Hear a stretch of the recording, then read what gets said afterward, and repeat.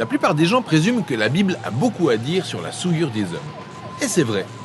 C'est aussi vrai que le vocabulaire biblique sur le sujet semble étrange à notre époque où les gens ne sont pas familiers des mots comme péché, iniquité ou transgression.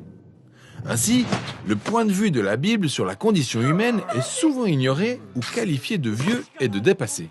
C'est assez regrettable, car par ces mots, les auteurs bibliques proposent un examen profond de la nature humaine. L'iniquité décrit un comportement tordu, tandis que la transgression se rapporte à une confiance brisée. Et le péché est en fait le plus courant de tous ces termes négatifs cités dans la Bible. Prenons donc quelques minutes pour l'examiner. Péché est la traduction du mot hébreu rata et du mot grec hamartia. Le sens premier du mot péché n'a pas du tout une implication religieuse. Rata veut simplement dire échouer ou rater le but. Comme lorsque la tribu de Benjamin formait une petite armée de spécialistes de lance-pierre, ils pouvaient lancer une pierre sur un cheveu et ne pas rata, c'est-à-dire échouer ou rater. Il existe aussi un proverbe biblique qui met en garde contre toute décision prise à la hâte, au risque de rater son chemin ou s'égarer. Ainsi, dans la Bible, le péché, c'est échouer à atteindre un but. Mais c'est quoi le but en fait ?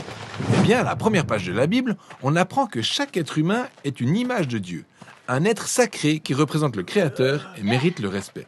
Ainsi, dans cette vision du monde, le péché, c'est échouer à aimer Dieu et les autres en ne les traitant pas avec l'honneur qu'ils méritent.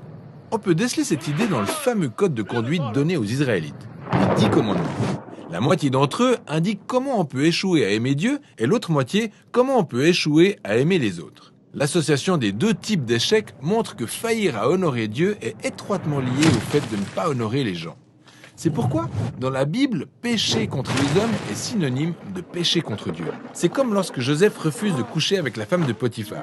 Il dit « Alors, comment est-ce que je peux pécher contre Dieu ?» Pour Joseph, échouer à honorer un homme fait à l'image de Dieu, c'est échouer à aimer Dieu. Par conséquent, pécher, c'est échouer à être un humain au sens véritable du terme. Mais ce n'est pas tout. Il y a quelque chose d'étonnant à propos du péché dans la Bible. C'est que la plupart du temps, quand les gens faillissent, ils n'en ont pas conscience ou pire encore, ils pensent qu'ils réussissent. Quand Pharaon veut par exemple développer l'économie et assurer la sécurité nationale de l'Égypte, dans son esprit, c'est normal d'asservir les Israéliens. Il pense que c'est bon, mais ignore totalement que c'est un échec cuisant. C'est arrivé aussi quand Saül poursuivait David dans le désert pour le tuer. Il pensait rendre justice jusqu'au jour où il réalise que c'est lui le corrompu et déclare « J'ai péché, j'ai commis une grande erreur ». Ainsi, pécher va au-delà de faire quelque chose de mal. Ça montre bien comment le péché altère notre jugement en nous berçant d'illusions au point de redéfinir nos mauvaises décisions comme étant les bonnes. Pourquoi donc les hommes ont-ils autant de mal à distinguer l'échec du succès d'un point de vue moral ? Eh bien, la première mention du mot péché dans la Bible en offre un aperçu avec les deux frères, Caïn et Abel. Leurs parents venaient de céder à cette tentation bestiale de redéfinir le bien et le mal à leur manière. Et là, c'est au tour de Caïn de faire face à un choix similaire. Il est jaloux et irrité parce que Dieu avait préféré son frère à lui. Alors, Dieu l'avertit en disant « Si tu n'agis pas bien, le rata est tapis à ta porte et ses désirs se portent vers toi. Mais toi, domine sur lui. » Ainsi, dans ces histoires, le péché ou l'échec moral est décrit comme une bête sauvage et affamée qui veut dévorer les hommes. Et on connaît tous la fin de l'histoire. La Bible essaie de nous dire qu'à cause de la déchéance de la nature humaine, cette tendance à nous tromper nous-mêmes est profondément ancrée en nous.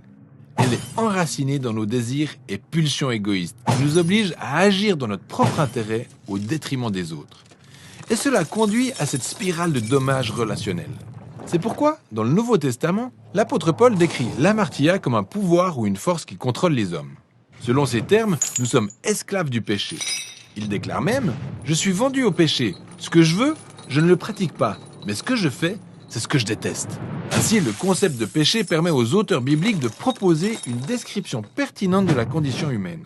L'échec des hommes à aimer pleinement Dieu et les autres provient de leur incapacité à distinguer leur réussite de leur défaillance. Et c'est cette profonde tendance égoïste qui motive en grande partie notre comportement. C'est une image peu reluisante de nous-mêmes, mais elle est honnête et réaliste. Raison pour laquelle, dans la Bible, l'histoire de Jésus représente une si bonne nouvelle. Il est dépeint comme le Créateur devenu pleinement homme et qui n'a pas échoué à aimer Dieu et les autres. Autrement dit, il n'a pas péché. Et pourtant, il a porté sur lui la responsabilité des échecs combinés de toute l'humanité. Il a vécu pour les autres et est mort pour leurs péchés. Il est aussi ressuscité pour leur faire don de sa vie qui couvre leurs échecs. Ou selon les termes des apôtres, il n'a pas commis de péché. Dans son propre corps, il a porté nos péchés sur la croix, afin que nous mourions au péché et que nous vivions d'une vie juste. Et c'est ça l'histoire autour du mot biblique « péché ».